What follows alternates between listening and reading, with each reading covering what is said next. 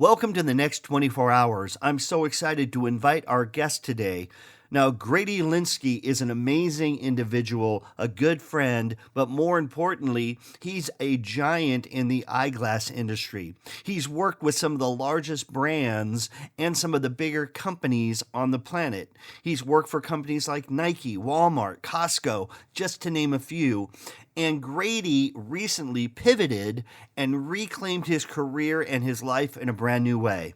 The way that he handled that change will inspire you, and I'm excited to have the opportunity to listen in as Grady shares some of the things he did in his life and his career to be the successful person he is. Welcome to the next 24 hours, where I'm going to give you real information you can really use to transform your life and work one day at a time. I'll be your host, Curtis Zimmerman.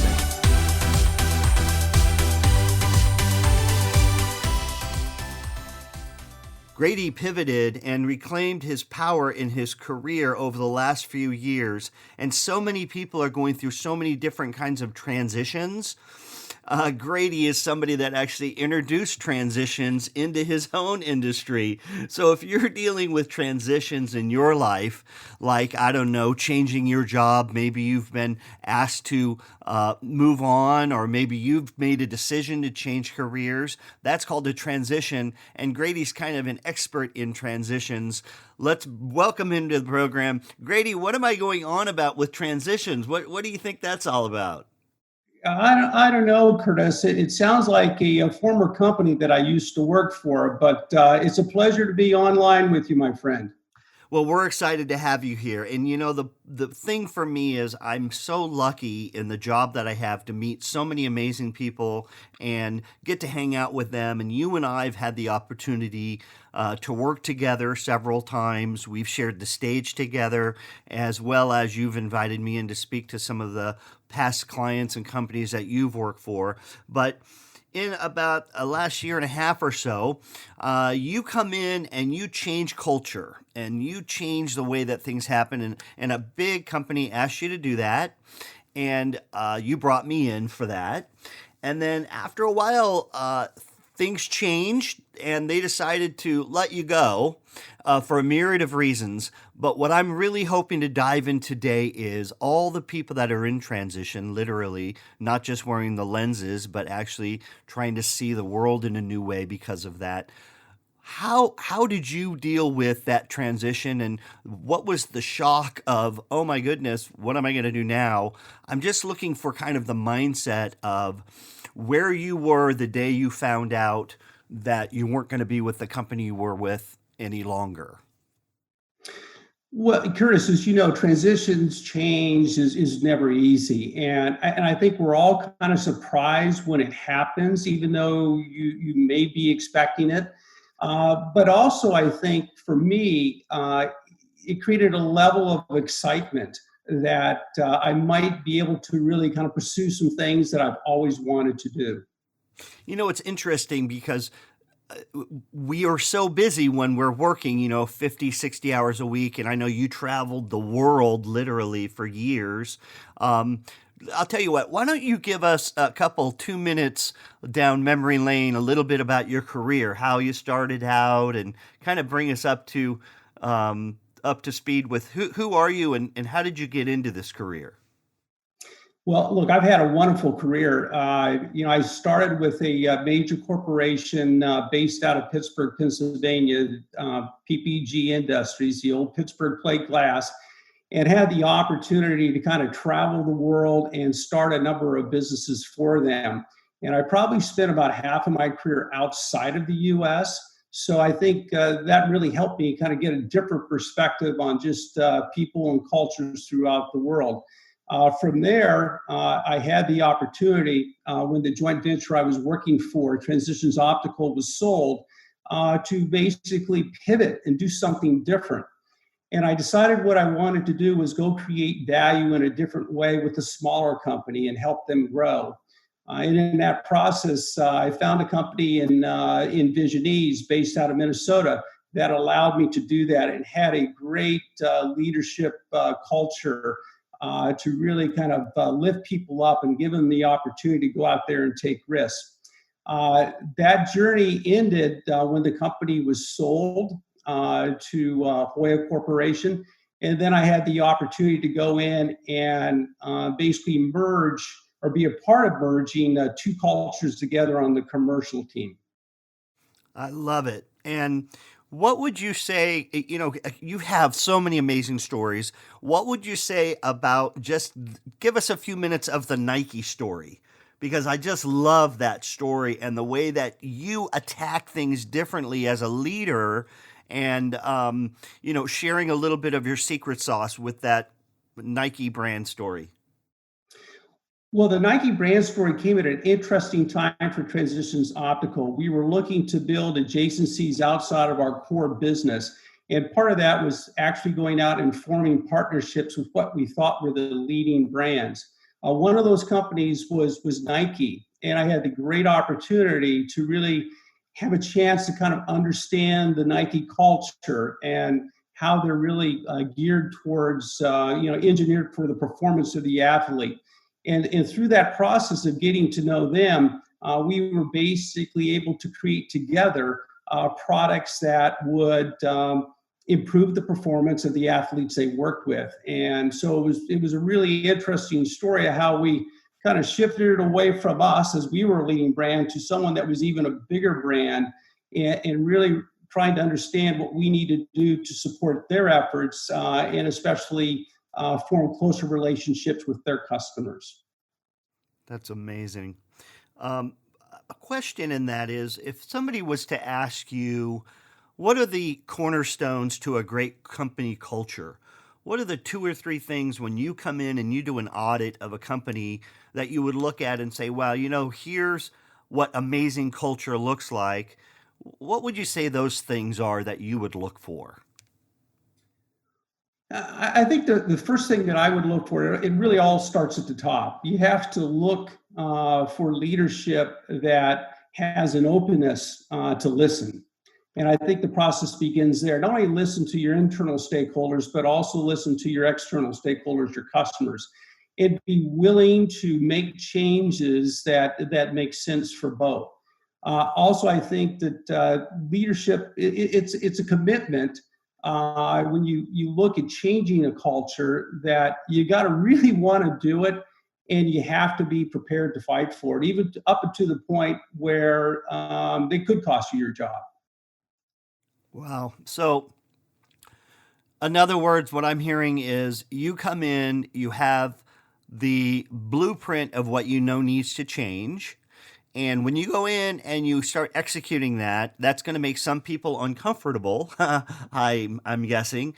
And even if the fallback is the people that hired you don't want to get uncomfortable, and that means they're going to have to let you go, it doesn't matter because you know that that's what has to change in order for them to get the culture ultimately they want for themselves, for their customers, and for their internal customers, the employees that they employ. Is that correct?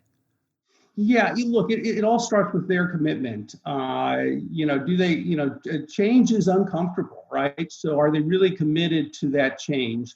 And I think it begins with the process really begins with communication and constant and continuous communication with the stakeholders, whether internal or external, to really build that buy-in for the direction that you're heading. And then I think that a really important next component then is really identifying the right team to take part in the process. Obviously, the team is key that's how that message is going to be driven throughout the organization and outside the organization. So you have to have the right team to take part in the process. And then I think the last, but the most important thing is, as you just indicated, is you got to be patient. All processes take time, and the results really pay off in the long term versus the short term. I love it. So don't create all the change in 1 week. Give it time so people can adapt and actually adopt those changes long term. I think that's brilliant advice. Um, I would ask you this, and that is as you look back over the last year and a half or so, I know that you and I did a VIP day, for instance. You and I did a VIP day together. You did some coaching, and you did a lot of things kind of reflecting back on where are you, where do you want to go. If somebody was listening right now who's just been transitioned into the new future, and whether they wanted to or not, what advice would you give them on things that they should kind of be focusing on in the first couple months after they've been let go? And what are the things that you found helpful in your own experience to kind of be where you are today? Well, I think the first thing is really trying to understand how you create value. And when I say how do you create value, it's got to be a couple words. Don't make it a novel. It should be something that really you feel strongly about, that you can articulate very simply. I think that the next thing is when you're going through change like this, you really need to take time for yourself. Take time to move your body, to exercise. I think that really has benefited me. I think it's also important to reconnect and strengthen your relationships with others. I think it's been a great opportunity for me after all these years of travel to really strengthen the relationship with my own family, with my wife, my daughter, who actually helped me on my first consulting proposal. It was a great opportunity to work with her, as I know it's been a great opportunity, Curtis, for you to work with your kids. My mother, and the other thing that I really found out is it was important also to reconnect to my dog, and I found out how much my dog, she really loved my wife better than me. So that was kind of a good awakening. But it really is important to reconnect with the people that you think the most about it, and that includes your business friends. And also, I'd like to kind of build on what you said. I think it's really important to find a good coach. It's a good investment. I think the time that I spent with you really helped me at least kind of say, well, where am I going to move from here? And it kind of helped me collect those thoughts and those experiences where I thought that I could add the most value. Wow, well, I really enjoyed our time together as well, and that's why I love doing it so much. Is that as we're together, we're both learning and sharing, and building on our friendship as well. So it was fantastic. I would just ask this, and that is two or three things that specifics. So one was, get out and move a little. You don't have to go and be Arnold Schwarzenegger or anything, but, walk or get on the treadmill or do whatever it is, but get yourself moving, especially during the pandemic. Everybody's kind of isolated. It's easy to just get locked up and stay in your pajamas for 4 days at a time. So that was one thing. The other thing that's very interesting that I want to make sure everyone that's listening really hones in on, and that is, it's amazing to me how many executives I speak with that they've retired, they've decided to move on, and they think that they're going to be bored. They think that they're going to be sitting around and going, no, what am I going to do with myself? And without fail, all of them say, Curtis, I'm so busy now, and I'm spending so much quality time with people I care about. I don't know how I ever work 50 hours a week. How did I squeeze in all that work? And they often reflect back as actually I was squeezing out some of the things that now are the most fulfilling for me because I wasn't spending the kind of time that I get to now with the people that I really care about. Would you reflect on that a little bit? Would you agree with that? What's your feeling on that? So Curtis, no, you're absolutely right. I think this is one thing that my wife and I've talked a lot about is that I seem to be busier today than I ever was busy because I'm connecting with people that I really enjoy connecting with, and I'm creating value in a way that is really meaningful to me. And so when you're doing that, the time has the tendency to just kind of quickly disappear. Yes, I'm very much aware of that myself. But it's interesting how, as our priorities change and we're able to earn our rice in new ways, just the whole mindset of what work actually is, I think, changes in people's minds. And what I mean by that is, I start out, I get out of college, I do whatever I'm doing, then I want to get a job, make X amount of money, and then you get to be in a place where that's what you think you have to do in order to make that rice, in order to make the money. And when you come out of the other side of it and realize, wow, I can really spend my life in different ways and still make money and still be fulfilled and even be happier. To me, that's like an explosion of excitement in my own mind. Um, I'd love to hear more about how you've transitioned, how you're consulting, what it is you're doing now, and just, the freeing feeling of you don't have to kind of be working for somebody else on their schedule, but you get to set your own schedule. What does that feel like? Tell us a little bit about what you're doing now.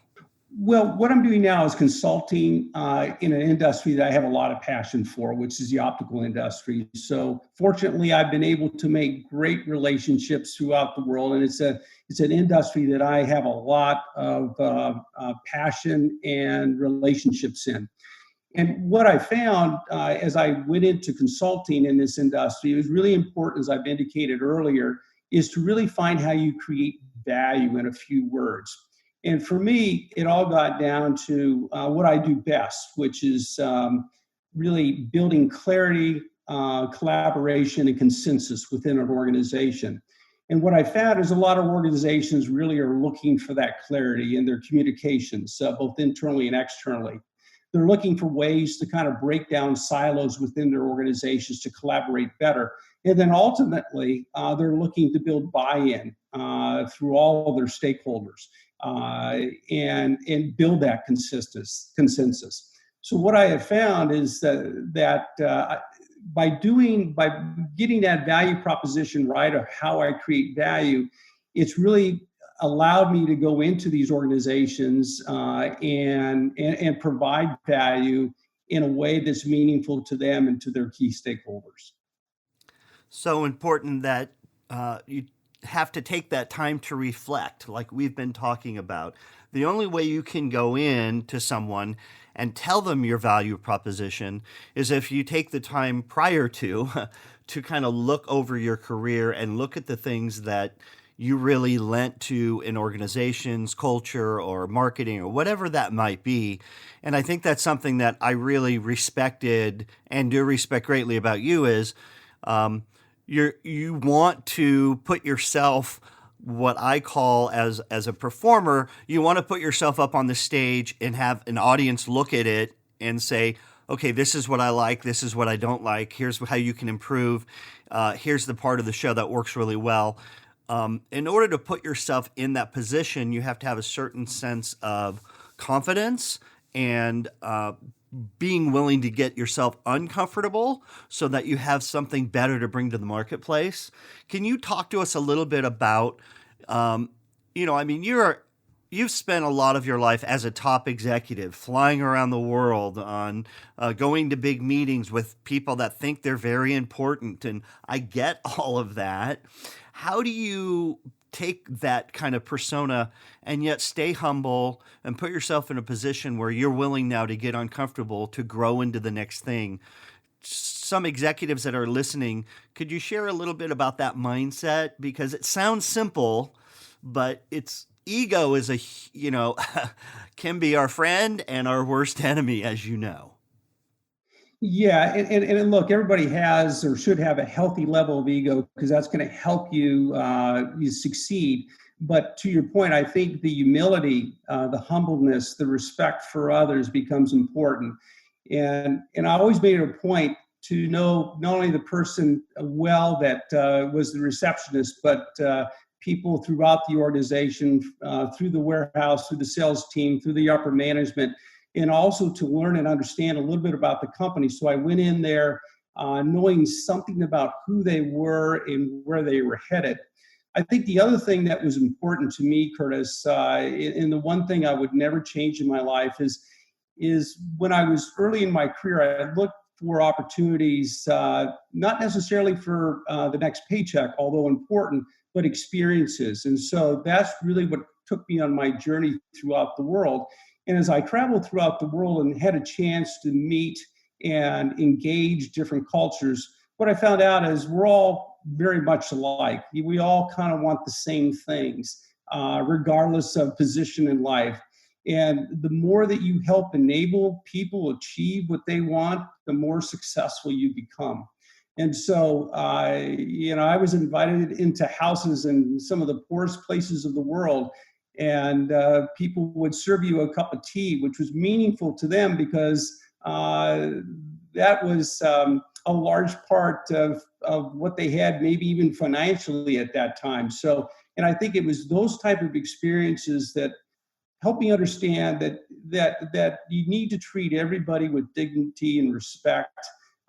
Everybody comes to this world and through this world with different experiences. All of them are good, and it's just a matter of finding commonality with those people and really trying to build a relationship that helps them achieve their goals. Wow, that is beautiful. I'm just the time spent together. I've seen you demonstrate this so many times. Could be at a restaurant, the way that you treat the waiter. It could be, I mean, a myriad of different experiences we've had. So it's easy to say what you're saying. It's the living it that is always the tricky part. And I've seen you do that. And so my respect goes out to you for that. One other thing, and that is because of the position you've been in your life, you've been able to say yes to a lot of people. You've had a lot of people call you when they need something or call you and ask you for a favor, and you were able to say yes a lot. And one of the things that we talked about was you're really comfortable with doing that and you love making other people's day. And now, in order for you to grow, in order for you to achieve what you want to do, you're going to reach back and you're going to ask for some favors and you're going to ask for some people's input and you're going to ask for some contacts and some initiation of introductions. And I'd love for you to share a little bit about how that went and how important that is to feel comfortable for everyone who's listening that might be in that position to say, hey, it's okay to, go back. You've built in those relationships. They're real. And now I'm going to say, hey, Tom or Kate or whoever, I'm in this position now. Do you know anyone that maybe might be interested in what I do? Can you talk us through a little bit of that journey and what that felt like? And, I haven't talked to you since, but I'd love to hear that. Well, Curtis, it's a good point. I think, look, we all have a level of fear when we make a transition in our career, for whatever the reason might be, to be a little bit concerned about reaching out to other people. I think the most important thing to do is to first stay connected and to continue to build relationships when you're making your transition. And the way that I did it was that I just connected with people. And it wasn't about me looking for a job. It was more about how are they doing? What are the challenges that they are facing? And just have a dialogue and discussion. And what happens is that in many cases, those people would bring up opportunities for me. And some of them were interesting, some of them were not so, maybe not as interesting as I wanted to be, but it was just that process of continuing to connect and build relationships with the people that I had a lot of respect for, really kind of helped shape ultimately what I decided to do. And it was ultimately those people that kind of led me down the path of who to connect with. And then it was just a matter of starting that relationship. And one thing that I would tell you is that once you do engage somebody and you start to do work for them, and I know this is a fairly obvious statement, but always do more than you're expected to do. Because as you get out on your own, your calling card really becomes those people you've worked with that could make a strong recommendation for you. And the recommendation you always want them to make is hey, Curtis or Grady always did more than I expected them to do. And I would highly recommend them. So, and then you just build upon that. So again, it's kind of simple. It starts with just getting out there and connecting, really doing more than you're expected to do, and then continuing to deliver in ways to create value for others to help them achieve their goals. And the rest just kind of happens. For lack of better words, I think that's kind of how I have fallen into it. Wow, that's great advice. And I love to tell people that when you, especially you're first starting out, fish in your own pond. So don't immediately look at, okay, who can I go meet? Oh, I have to go join this organization and I got to start all these new contacts. And just go to the people that you already know first and the relationships you already have. Start calling those folks and go to lunch with them or get a coffee or schedule a call and really just kind of tell them where you are and you already have that relationship and they know people and they know pathways that you can't even think of yet to what the point you made, Grady, and I think you did that and embraced it and I just wanted to share with the audience if they wanted to find out more about you and if they wanted to possibly find out about some of the consulting you're doing, what's the best way to get a hold of you? I would say the best way to get a hold of me is through LinkedIn. So, please reach out to me on LinkedIn and I would be happy to connect with you. Beautiful. That's great. I have a kind of a tricky question now, and that is the day that you were let go and you got your stuff together and you got in the car and you were just found out and you're driving away.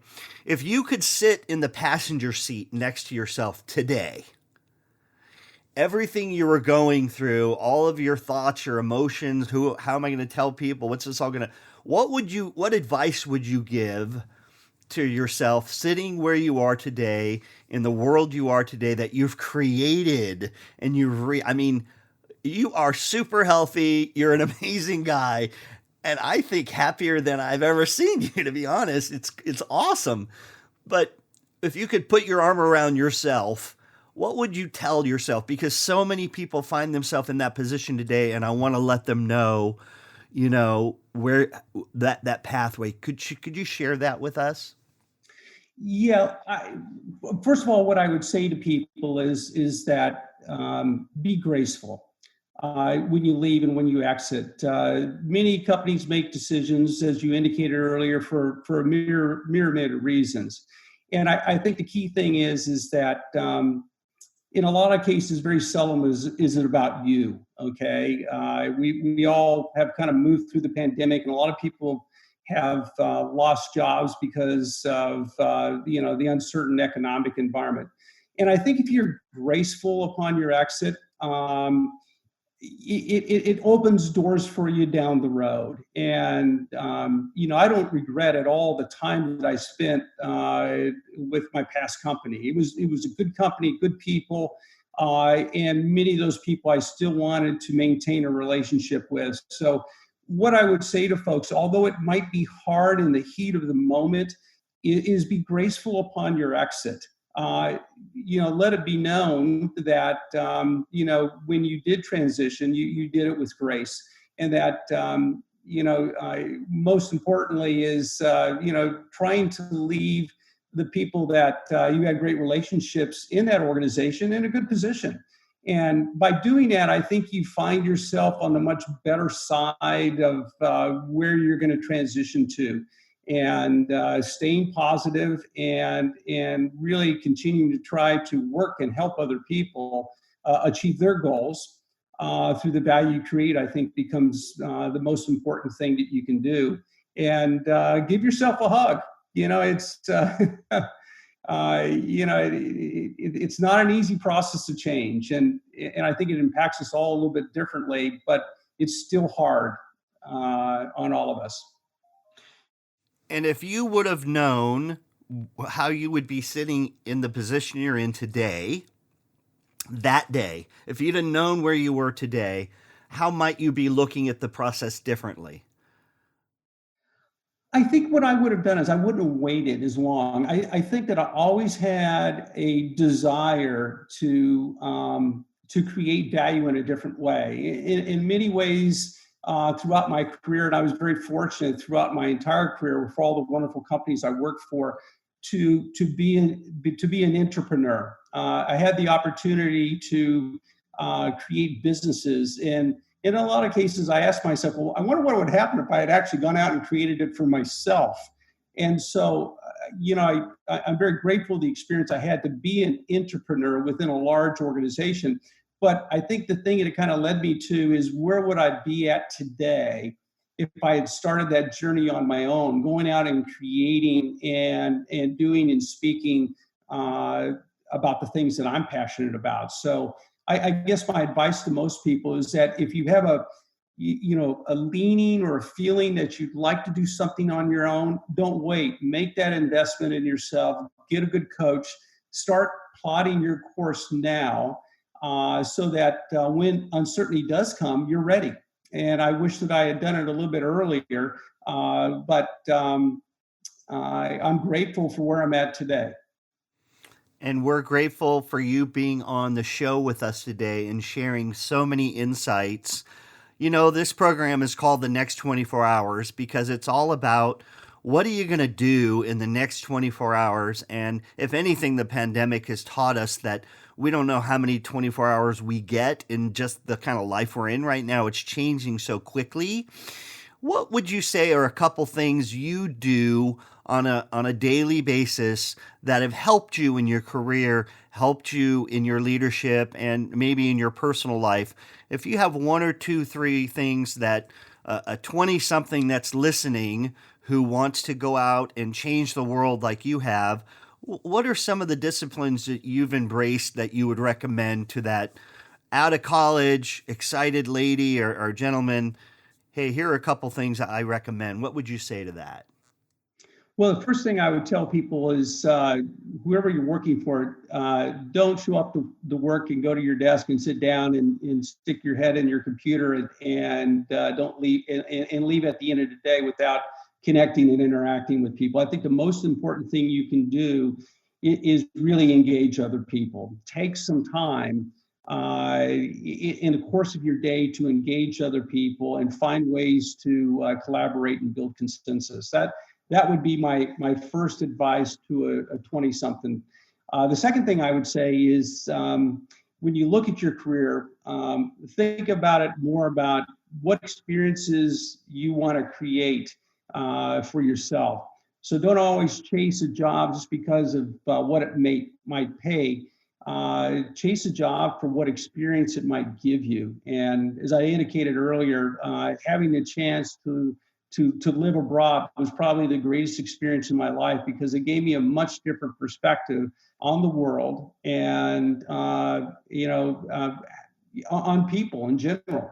So those are two things I would say. The third thing I would say is I know it's hard when we get hunkered down doing our work when we come home we're tired. But really take the time to tell your family how much you love them and care for them, and hug them and kiss them as much as you can, because as you indicated, as we all found through the pandemic, we really don't know how many 24 hours we have. And so really ensuring that you're engaging and connecting with people, because at the end of the day, relationships are what the world is all about from my perspective. Absolutely agree with you 100%. And trying to do that more myself, take the time to remind everybody in my little circle of influence how much I care about them and love them as well. Um, as we close out, I would love for you to chat a little bit, because you mentioned it a couple times, just the value of getting outside of the United States and the value of travel. Can you share a little bit of the couple of the places that you've lived, a couple of the places that you've had to bring your family to, and a little bit of the culture and what you took away from that more specifically, like name names, tell us where you were and what that culture taught you? I think that would be really valuable, because I know when I was deciding whether or not to go work on a cruise ship, which meant I was going to leave my life and be gone for 6 months, I thought I'd never be able to get my life back. And I think something that is a huge insight for someone like yourself is you realize, I can go live abroad for 2 years and come back, and my life is still waiting here. I can restart it up, and after a week or so of being home, it's like I never left. But I got to go have a 2-year amazing experience. And I'd love to get your perspective on that with specifics of things and the choices you made and what you learned from it. Well, the first thing that I would say to you, talk about getting in your uncomfort zone. Moving outside of the U.S., which is a wonderful place to live, is uncomfortable. In many cases, the cultures are different. People speak different languages, and so these are skills that probably at that stage in your life you don't have. But by pushing yourself out there, the experiences that you ultimately have become what builds you, I think, as a person long term. I mean, some of the most memorable things. One of the first countries that I lived in, my wife and I, Marilyn, um, I had just been married for 1 month, and we moved to Jakarta, Indonesia. And I could tell you from the drive from the airport to the place that we were living, we saw more slices of life, which at the time were pretty scary, but we laugh about today. But the one thing that I learned, I think, in Indonesia, obviously being a different religion, strongly Muslim country, is not to judge people uh, for who they are and what they believe. To have an openness to listen and learn and try to understand their perspective. And I think by doing that, we still have friends 30 some years later that we met during that time of our life. Uh, I would say the other thing, traveling throughout, and I traveled extensively throughout Asia, extensively throughout Europe, South America. I haven't been to Antarctica and I haven't been to Iceland or Greenland, but I think I've been to most other continents.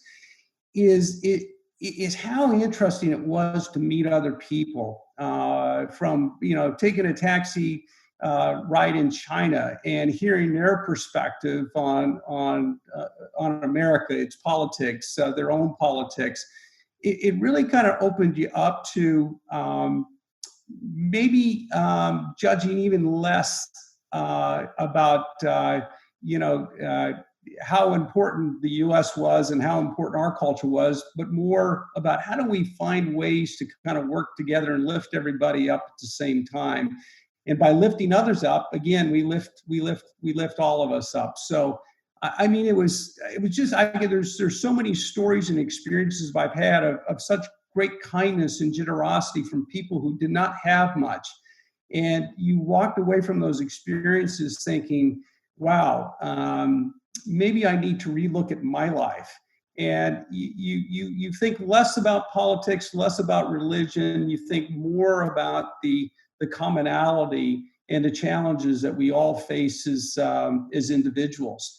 And the real power of finding ways to work together in different ways and getting beyond what we think are differences. Wow.